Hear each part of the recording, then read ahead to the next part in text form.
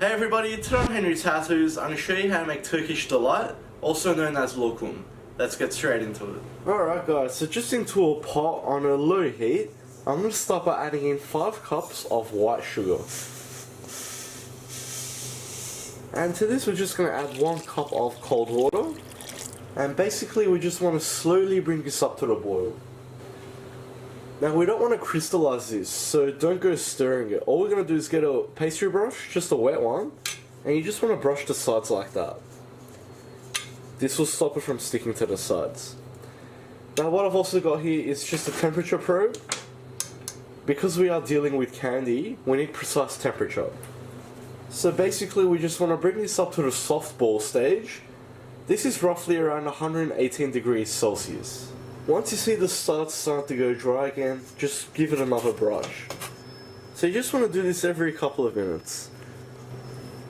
Alright guys, so in the meantime, I've just got a rectangular tray here, which we're going to place this into. I've just lined it with some baking paper. I'll put water on the other side too, just so it sticks perfectly. As you can see, I've let the edges come up as well. That's very important. So all we want to do now is just coat this with some oil. I'm just using vegetable oil for this. Make sure you also get all the sides. So guys, just into a bowl, I'm going to add in half a cup of powdered gelatin. And to this we're just going to add in 1.5 cups of warm water. And we'll just give that a quick mix.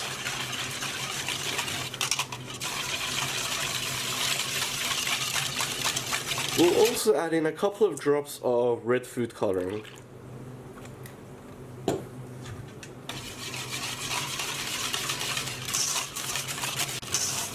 Alright, so we're at 118 degrees right now, which is the soft ball stage. You can see by the colour as well, and it's sort of thickened up. So we'll turn the heat to low now, just because we want to keep that simmering there. And what I'm going to do is add in our gelatin mixture.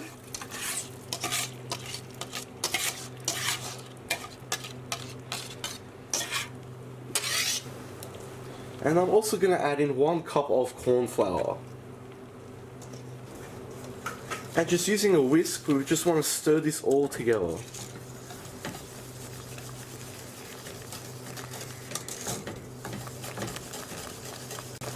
Now my heat is not all the way low. All we want to do is just maintain that temperature.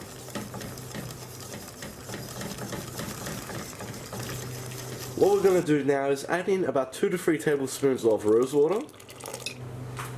And stir that through as well.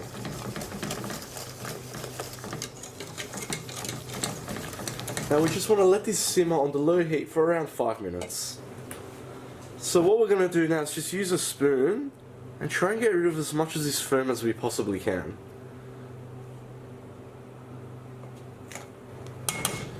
Alright, so once you're happy with that, we're going to turn the heat off. And we're going to pour this straight into our pan. Alright, and we'll just pour it straight in. Now guys, if you find there's clumps in it, you can just strain this. You can just use a tea strainer for example. Alright, and there we have it. All we need to do now is let this rest at room temperature until it solidifies. If you are in a rush, you can put this into the fridge just to speed it up. But guys, trust me, just wait. Leave it at room temperature. Leave it overnight preferably. Okay guys, so it's been about 12 hours now. As you can see, it's completely set.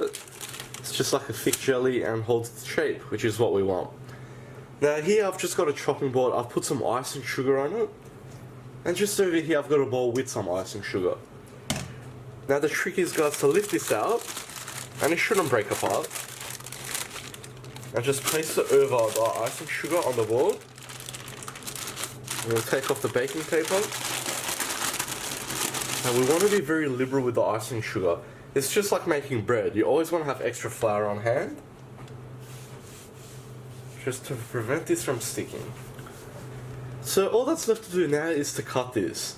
Now we want to try and get uniform shapes out of it. I've just got a ruler here. I'm just going to measure it by the ruler. So every ruler's width, I'm just going to score it. Just so we know where to cut. Now you don't have to do this. I'm just doing it so it all looks the same. Now I've just greased up my knife as well, just with some oil, and we're just going to cut straight through like that.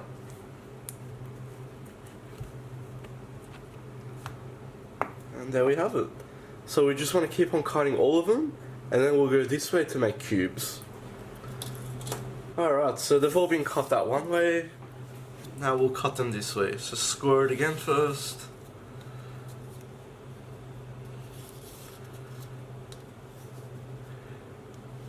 I should also point out, having a ruler in the kitchen is very useful.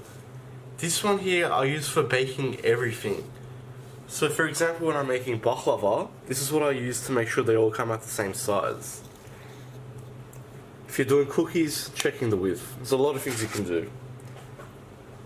So once again, we'll grease our knife and cut this way.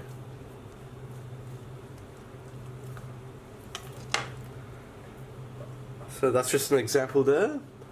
Now once you have that, straight into our icing sugar. Just to stop them sticking, and of course sweeten them up. Alright, and there we have it. So make sure they're well covered with the icing sugar. But that's all there is to it. So let's go ahead and serve these. Alright guys, and there we have it. And just look at how beautiful they look. Now I know there's a lot of people out there that hate Turkish delight, can't stand it. And I'll be honest with you, since I was a kid I hated it, it was disgusting. But when you actually make it yourself, the taste is completely different. So if you're going to get a commercial one, they're usually full of sugar. Make it yourself, get the right flavour. And I mean, just look inside. How beautiful is that? So guys, that's all there is to it. Now, serving wise, you need to keep this in an airtight container. And you should be able to get at least 2 or even 3 weeks out of it. Just keep it in a cool, dry place. Don't put it into a fridge. And if you really want to take this to another level, you can cover it with some milk chocolate as well. I hope you like that guys, please like and subscribe. You can follow me on Facebook, Snapchat and Instagram. If you've got any comments or suggestions, just leave them at the bottom and I'll see you all next time.